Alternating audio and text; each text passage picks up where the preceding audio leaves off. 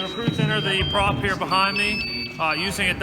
many different techniques. Either a swim technique where they put their arms above their head and try to push the wires up and push their way through the entanglement, or a tool to almost act as a ramp or push them off with the tool to get, again, make a tunnel to get through these wires. The reason we throw this in is if there's some kind of ceiling collapse in a commercial, industrial setting where some of this heavier gauge wiring, or even in a residential house with some of the flex vent tubing that likes to burn up and then the steel wires exposed. If that stuff gets in there, there's a chance that if we're going in there, we can encounter these entanglements. Important skill that we try to get them to remain calm through, making sure they control their breathing, because this is one that could really hang them up and make them get frustrated and make them burn air quick.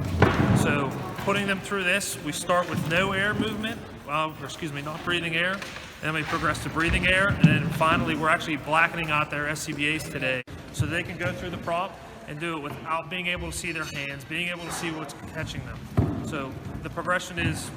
no air, on air, blacked out completely. Some of the other tools we give them cutters, so that if they come through an entanglement, they've tried backing up to try to get out of the entanglement and are unable to, they can then get their cutters, start learning to trace that back to where it is, and then make the cut and progress forward.